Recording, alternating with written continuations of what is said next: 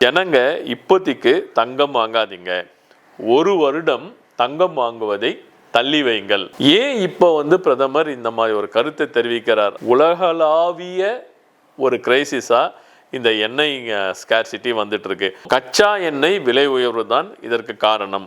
56-57 இருந்த ஒரு பீப்பாய் கச்சா எண்ணெயின் விலை இப்பொழுது 100 $105 உயர்ந்து விட்டது. கோல்டுனுடைய பிரைஸ் இறங்குச்சுன்னா டாலருடைய ப்ரைஸ் இன்க்ரீஸ் ஆகும். சரி, இந்த மாதிரி கொண்டு கோல்டு இவர் வாங்க வேணான்னு சொல்லிட்டாரு அப்படின்னு பார்த்தாக்கா ஜனங்க வாங்காமல் இருக்க போகிறாங்களேன்னு நினச்சோம்னாக்கா கண்டிப்பாக ஜனங்க அந்த மாதிரி வாங்காமல் இருக்க மாட்டாங்க. அவங்க பாட்டு வாங்குறத வாங்கிட்டு தான் இருப்பாங்க. இப்போ பிறக்கிற குழந்தைக்கு கேன்சர் வருது. இப்போ பிறந்து ஒரு 3 மாதமே ஆன ஒரு குழந்தை டயபெட்டிஸில் பாதிக்கப்படுது. இதெல்லாம் எதனால் பாதிக்கப்படுது? வணக்கம், நான் உங்கள் வழக்கறிஞர் நாராயணன். சில தினங்களுக்கு முன் நம்முடைய பாரத பிரதமர் திரு நரேந்திர மோடி அவர்கள் ஒரு ஹைதராபாத்தில் ஒரு ஃபங்க்ஷனில் பேசும்போது சில கருத்துக்களை தெரிவிச்சிருந்தார். மக்களுக்கான சில கருத்துக்களை இதெல்லாம் ஃபாலோ பண்ணுங்க அப்படின்னு சொல்லியிருந்தார். அதுதான் இப்போ வைரலாக ரொம்ப பேசப்பட்டு இருக்கிறது. அதில் ஒரு முக்கியமான 4-5 கருத்து அவர் சொன்னது. எதனால் சொன்னார், இதனால் என்ன இம்பேக்ட் ஆக போகுது அப்படின்றத சொல்வதற்காகத்தான் இந்த காணொலி. இந்த லாக்டவுன் வரப்போகுது, எலெக்ஷனுக்கு அப்புறமா லாக்டவுன் வரப்போகுது அப்படின்னு சொல்லிட்டு ப்ரிடிக்ஷனாக நம்ம ஒரு வீடியோ ஏற்கனவே போட்டிருக்கோம். அதனுடைய ஒரு அறிகுறியாக தான் பிரதமர் கூறிய இந்த சில கருத்துக்கள் இருப்பதாக மக்கள் பார்க்குறாங்க. அப்படி என்ன பெரிய கருத்துக்கள் சொன்னார் அப்படின்னாக்கா, முதல் கருத்து அவர் என்ன சொல்றாருனாக்கா, ஜனங்க இப்போதைக்கு தங்கம் வாங்காதீங்க, ஒரு வருடம் தங்கம் வாங்குவதை தள்ளி வைங்கள் அப்படின்னு சொல்றாரு. இரண்டாவதாக, பப்ளிக் டிரான்ஸ்போர்ட் யூஸ் பண்ணுங்க, தனியாக போயிட்டு ஃபியூலில் வேஸ்ட் பண்ணாதீங்க, கூடுமான வரைக்கும் மெட்ரோவிலையும் இல்லை பஸ்ஸில் போயிட்டு வாங்க, பப்ளிக் டிரான்ஸ்போர்ட் யூஸ் பண்ணுங்க, ஒரு ஆள் மட்டும் போகிறதுக்கு காரோ இல்லை பைக்கோ எடுத்துகிட்டு போகாதீங்க அப்படின்ற மாதிரி சொல்லியிருக்கார். ஃபியூலை மிச்சம் பண்ணுங்க சொல்லியிருக்கார். மூன்றாவதாக, ஒர்க் ஃப்ரம் ஹோம், வீட்டில் இருந்தபடியே வேலை செய்வதற்கு எம்ப்ளாயீஸை ஊக்குவிங்க அப்படின்னு சொல்லியிருக்கார். லாக்டவுனில் நம்ம எப்படி இருந்தோமோ அந்த மாதிரி ஒரு கிரைசிஸ் இப்போ வந்திருக்கு. இதை நம்ம ஓவர்லுக் பண்ணி வரணும்னாக்கா இந்த மாதிரி சில விஷயங்கள் நம்ம பண்ண வேண்டியிருக்கு அப்படின்னு சொல்கிறாரு. அடுத்தபடியாக, ஃபாரின் ட்ராவல்ஸ் போவது கூடுமான வரைக்கும் கொஞ்சம் கண்ட்ரோல் பண்ணிக்கோங்க இப்படின்னு சொல்கிறார். அதுக்கு அடுத்தபடியாக, விவசாயிகளுக்கு வரும்போது ரசாயன உரங்களை தவிருங்கள், பயோ அதாவது பசுமை உரங்களை மட்டுமே பயன்படுத்துங்கள், ரசாயன உரத்தை தவிருங்கள் அப்படின்னு இவர் சொல்றார். இந்த பாயிண்ட்டுங்கெல்லாம் ஓவரால் பார்க்கும்போது ரொம்ப நல்ல ஒரு கருத்தாக தான் நம்ம இருக்குது. இது ஏற்கனவே பழைய காணொலிகளையும் நம்ம போடுறோம், அந்த டிஸ்கிரிப்ஷனில் கொடுங்க, பாருங்க. அந்த காணொலி பார்த்தீங்கன்னா உங்களுக்கு முழுமையாக புரியும்.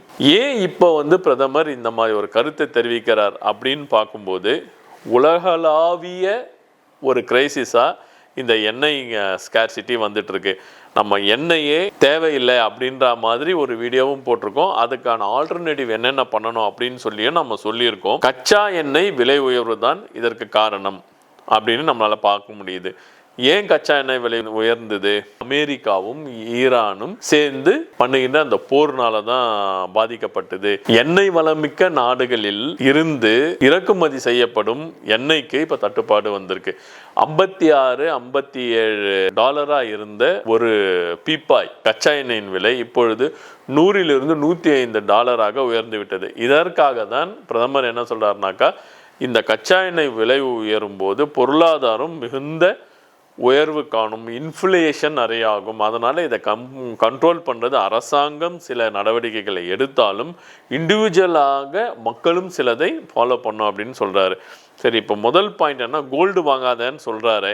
இதனால் கோல்டு விலை ஏறத்துக்கு சான்ஸ் இருக்கா, இல்லை எதனால் அவர் அப்படி சொல்கிறாரு அப்படின்னு பார்க்கும்போது, கோல்டு இம்போர்ட்டை ரெடியூஸ் பண்ணணும் அப்படின்னு சொல்லிட்டு பேசிக்கிட்டு இருக்காங்க.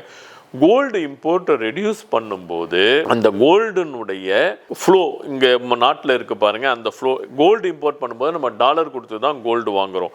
நம்ம ஏற்கனவே பல காணொலிகளில் பேசி இருக்கின்றோம். இந்த மாதிரி கோல்டுனுடைய ப்ரைஸ் இறங்குச்சுன்னா டாலருடைய ப்ரைஸ் இன்க்ரீஸ் ஆகும். அதே மாதிரி ஷேர் மார்க்கெட்டுக்கும் கோல்டுக்கும் ஒரு கனெக்டிவிட்டி இருக்குது. இது இறங்குனா அது ஏறும், அது ஏறுச்சுன்னா இது இறங்கும் அப்படின்ற மாதிரி ஏற்கனவே சொல்லியிருக்கோம். ஸோ இவர் என்ன சொல்ல வர்றாருனாக்கா, கோல்டை நம்ம கொண்டு போய் மேலும் மேலும் வாங்கும்போது, டாலரில் கொடுத்து வாங்கும்போது, டாலருக்கு இந்திய ரூபாய்க்கு நிகரான டாலரின் மதிப்பு அதிகமாகுது. சப்போஸ் இப்போ 87 88 ரூபாய் இருந்த டாலர் இப்போ 93 ரூபாய் 94 ரூபாய்க்கு வந்துடுச்சு.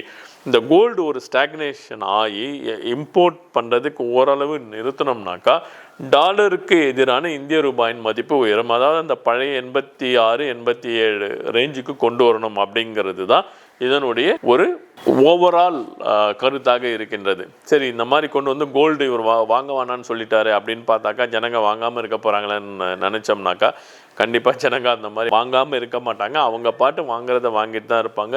ஒரு கல்யாணமோ இல்லை ஒரு சுபகாரியங்கள் ஏதாவது நடந்ததுனாக்கா சுப நிகழ்ச்சிகளுக்கு அந்த தங்கத்தை வாங்குபவர்கள் வாங்கிட்டு தான் இருக்க போகிறாங்க. அதே மாதிரி ட்ரேடர்ஸ் கோல்டு வாங்காதீங்கன்னு இப்படி சொல்லும்போது இத்தனை கோல்டு ஷாப் இருக்கு இல்லைங்களா, அவங்களாம் இதை வச்சு தானே வியாபாரம் பண்ணுறாங்க. அவங்களாம் என்ன பண்ணுவாங்க அப்படின்போது அவங்க குறைத்து கொள்ள வேண்டும் அப்படின்ற மாதிரி தான் அவர் இந்த கருத்தை தெரிவிச்சிருக்காரு. இப்போ இருக்கின்ற கோல்டு மார்க்கெட்டில் புழங்கிட்டு இருக்க கோல்டு சேல் ஆனதுக்கு அப்புறமா நம்ம வாங்கிக்கலாம் அப்படின்ற மாதிரி ஒரு ஐடியாவில் சொல்கிறார். மூன்றாவது வந்து ஒர்க் ஃப்ரம் ஹோம் அப்படின்றார். முதல்ல எப்படி ஒர்க் ஃப்ரம் ஹோம் கொடுத்துட்டு இருந்தீங்களோ அதே மாதிரி இப்போ தொழிலாளர்கள் வீட்டில் இருந்து வேலை செய்யுங்க அப்படின்னு சொல்கிறாரு. அது எதனால் அவர் சொல்கிறாருனாக்கா இந்த டிரான்ஸ்போர்ட்டேஷனை அவாய்ட் பண்ணலாம், மக்கள் கூடுகின்ற அந்த கூட்டத்தை அவாய்ட் பண்ணலாம், இதனால் ஓரளவு ஃபியூல் கன்சப்ஷன் ரெடியூஸ் ஆகும் அப்படிங்கிறது அவருடைய ஒரு தாட்டாக இருக்கின்றது. சரி, இந்த ஒர்க் ஃப்ரம் ஹோம் கொடுத்தாங்கனாக்கா கம்பெனிகளுக்கு என்ன பெனிஃபிட் ஆகும் அப்படின்னு பார்க்கும்போது அவங்க சைடில் கம்பெனி சைடில் எலக்ட்ரிசிட்டி சார்ஜஸ் கண்டிப்பாக மிச்சமாகும். அதே மாதிரி டிரான்ஸ்போர்ட்டேஷன் சார்ஜஸ் மிச்சமாகும். இந்த லாஜிஸ்டிக்ஸ் சார்ஜஸ் பார்த்திங்கனாக்கா இந்த மெயின்டெனன்ஸ் அவங்களுக்கு ரொம்ப கம்மியாகும்.